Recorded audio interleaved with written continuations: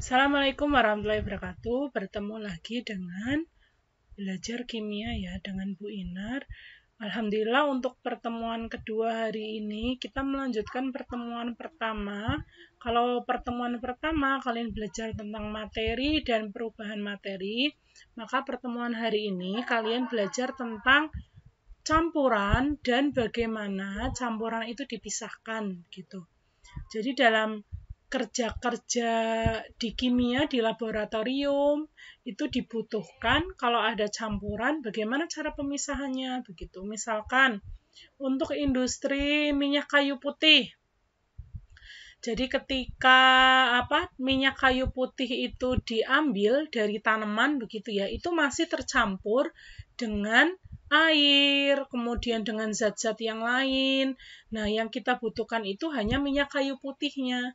Nah, bagaimana cara memisahkan minyak kayu putih dengan campuran yang lain, hasil dari ekstrak dari tumbuhan kayu putih begitu.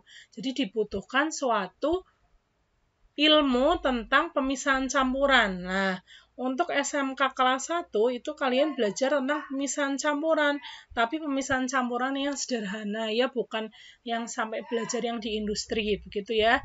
Jadi kita lanjutkan. Sebelum ke pemisahan campuran itu kalian belajar dulu tentang jenis-jenis campuran. Jadi kalau di kelas 1 ini campuran akan digolongkan menjadi dua, campuran homogen dan campuran heterogen.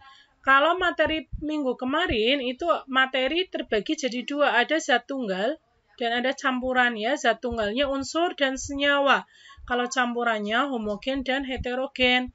Nah, perbedaan campuran ini nanti dia akan menentukan jenis atau teknik pemisahan campurannya. Campuran ada dua, campuran homogen, homo, dan campuran heterogen.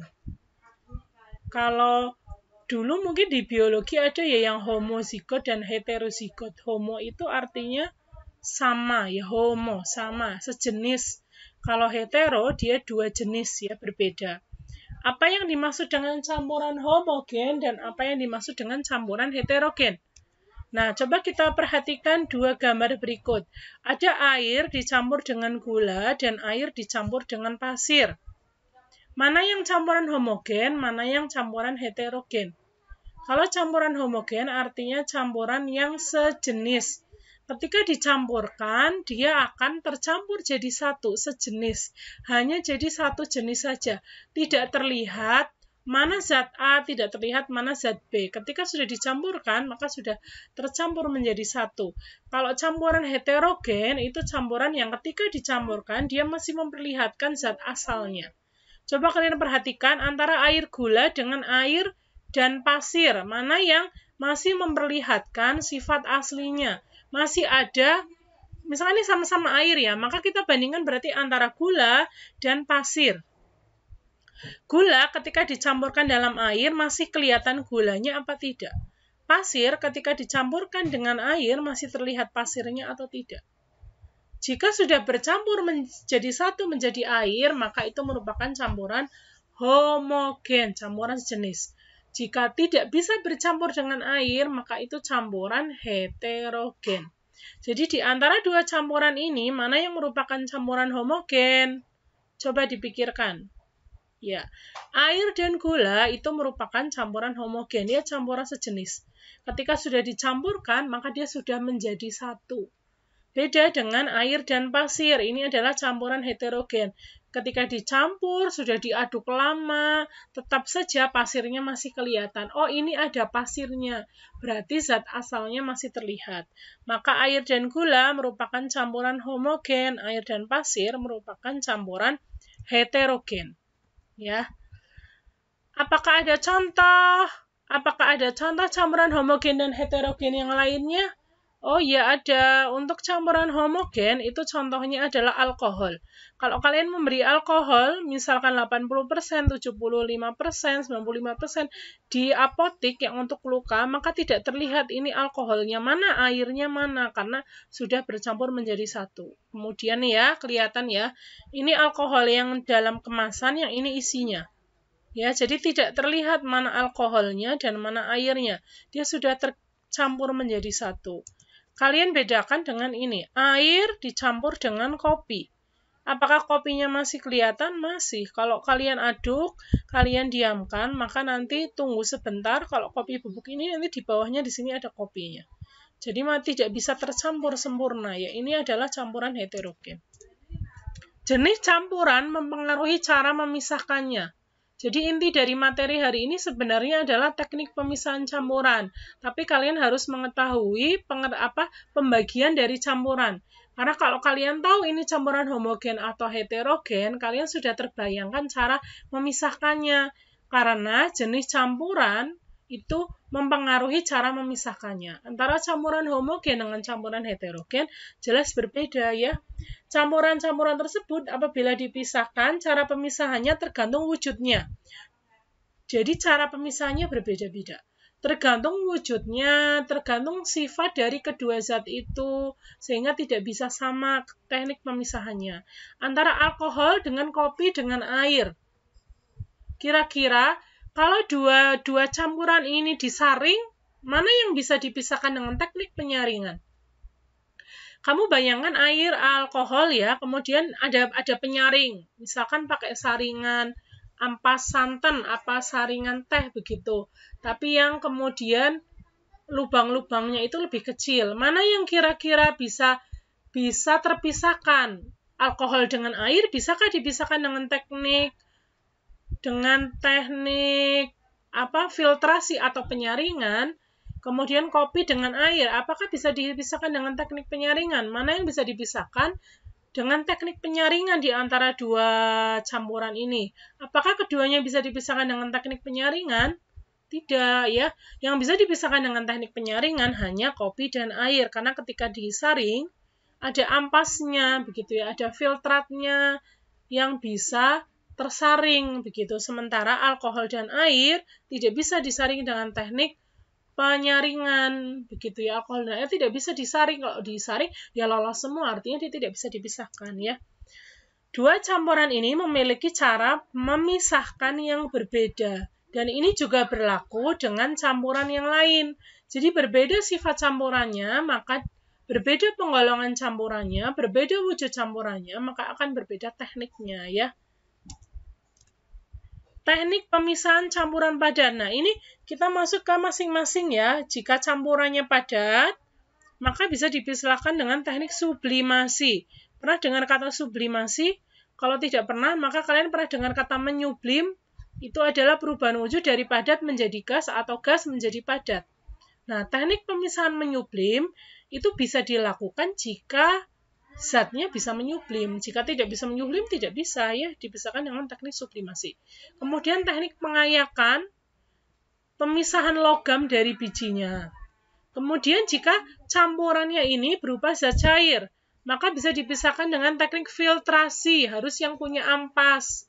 Kemudian penguapan, kristalisasi, destilasi, ekstraksi dengan corong pisah, dan kromatografi.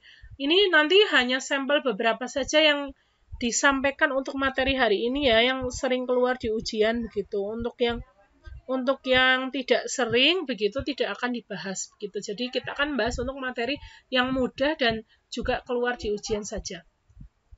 Sublimasi. Contohnya adalah memisahkan kapur barus dari campurannya. Bisa tidak memisahkan misalkan zat padat ya, besi atau batu ketika dicampurkan dengan air, itu kan juga zat padat juga. Bisa tidak dipisahkan dengan teknik sublimasi? Tidak bisa, karena yang bisa dipisahkan dengan teknik sublimasi itu hanya ketika dia memiliki sifat menyublim. Kapur barus itu punya sifat menyublim. Jadi ketika dia terkena kotoran atau dia bercampur dengan zat lain, dengan pengotornya bisa dipisahkan dengan teknik sublimasi. Bagaimana caranya? Yaitu dipanaskan, kemudian didinginkan. Contoh memisahkan kapur barus dengan pengotornya.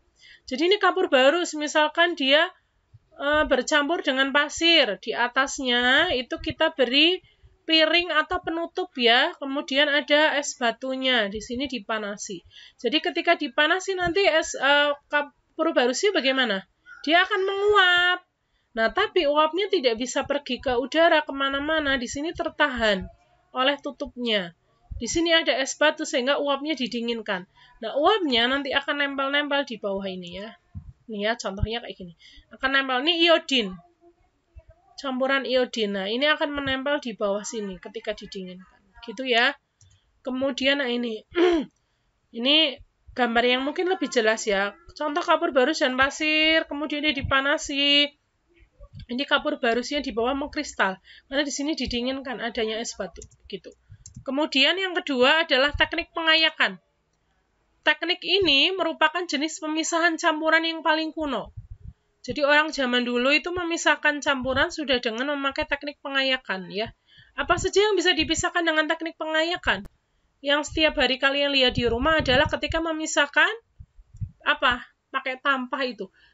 Beras dengan pengotornya. Kemudian gabah dari beras ya, beras dengan pengotornya. Memisahkan pasir dari batu kerikil. Ya, diayak gitu kan ada penyaring. Jadi itu namanya bukan disaring ya kalau pasir dengan batu kerikil, tapi dengan diayak ya. Kemudian emas dari campuran batu tanah yang baru diperoleh dari bumi. Ini salah satu contoh bagaimana teknik pengayakan memperoleh emas secara tradisional. Jadi dia diayak ya. Ada ini si pasir tanah, kemudian yang disinyalir ada emasnya, nanti dia dipisahkan ya, lama-lama kelihatan emasnya begitu. Itu teknik pengayakan. Kemudian yang selanjutnya adalah pemisahan logam dari bijinya. Jadi ketika ada logam dari bijinya, dia dipisahkan dengan cara melarutkan dengan larutan tertentu, sehingga salah satunya larut tinggal logam yang lain, gitu ya. Contohnya tadi pemisahan besi dari belerang. Kemudian teknik selanjutnya adalah filtrasi atau penyaringan. Tadi sudah Bu Guru sampaikan bahwa campuran yang bisa dipisahkan dengan teknik penyaringan atau filtrasi adalah yang memiliki ampas atau merupakan campuran heterogen ya. Baru bisa dipisahkan dengan teknik filtrasi. Kalau alkohol ya tidak bisa, alkohol dengan air begitu ya, karena tidak ada ampasnya. Contohnya air dan pasir, air dan kopi. Nih. Yang dibutuhkan apa saja? Kalau dalam laboratorium itu kalian membutuhkan ada gelas kimia, ada corong untuk corongnya digunakan untuk menaruh kertas saring dan kertas saringnya. Gitu ya. Ini gambarnya nih. Nah, dimasukkan.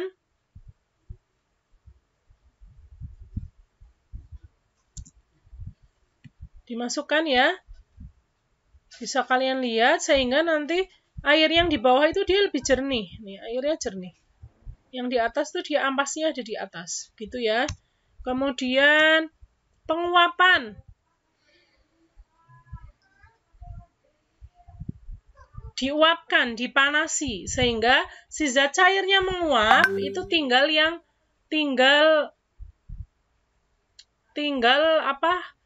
zat yang tidak bisa menguap. Contohnya adalah bagaimana memperoleh garam dari air laut.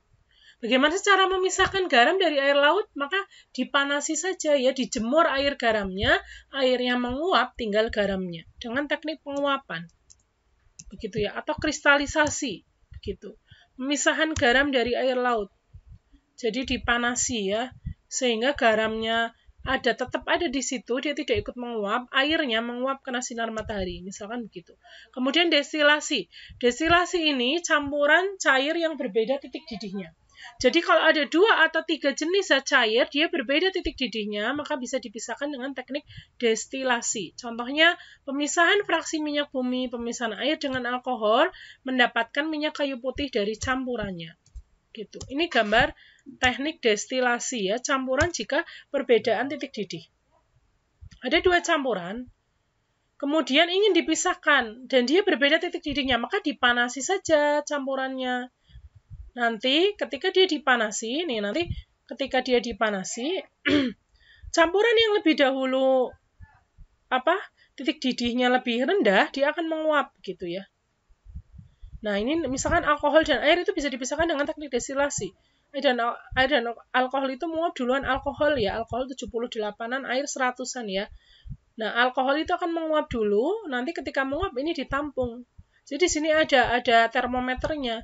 perkiraan kapan alkohol itu menguap, nanti dia ditampung karena di sini ada pendinginnya. Ini pendinginnya, kondensornya, dan ini nanti bisa ditampung airnya. Zatnya, misalkan ini alkohol duluan. Nah, ketika nanti alkohol sudah tertampung semua, baru jadi terpisahkan antara alkohol dan air. Gitu ya. Kemudian yang terakhir adalah ekstraksi corong pisah. Ini menggunakan alat di laboratorium secara khusus namanya ekstraktor ya, namanya corong pisah. Contohnya adalah memisahkan minyak dengan air. Jadi, bagaimana jenis campuran ini bisa dengan teknik ekstraksi corong pisah adalah campuran yang berbeda massa jenis atau beratnya. Jadi, ketika ada dua campuran, kemudian dia berbeda massa jenisnya, artinya dia terlihat ada lapisan berbeda nih, seperti minyak dan air ya. Minyaknya di atas, airnya di bawah. Ini dipisahkan dengan teknik ekstraksi corong pisah. Dimasukkan ke corong, kemudian dibuka nanti corongnya. Nah, ketika corongnya itu dibuka sampai garis batas ini, seret, begitu ya, kemudian corongnya ditutup. Terbayang nggak? Jadi terpisahkan antara minyak dengan air. Ini di laboratorium SMK Bukatija sudah punya ya, jadi kalian bisa, kalau sudah tidak pandemi itu bisa praktek ya, untuk memisahkan minyak dengan air dengan corong pisah. Begitu saja untuk pembelajaran hari ini. Mohon maaf bila terlalu terburu-buru mungkin ya kalian mendengarnya, karena Bu Guru mengejar waktu, hanya bisa upload di YouTube itu 15 menit ya. Jika kalian kurang paham, maka bisa diulangi lagi video ini sampai kalian paham. Nah, untuk materi bab 1 itu judulnya adalah perubahan materi dan pemisahannya. Maka untuk video ini adalah video terakhir untuk bab 1. Mungkin nanti minggu depan Bu Guru berikan evaluasi. Begitu saja ya, mohon maaf bila ada kesalahan. Assalamualaikum warahmatullahi wabarakatuh.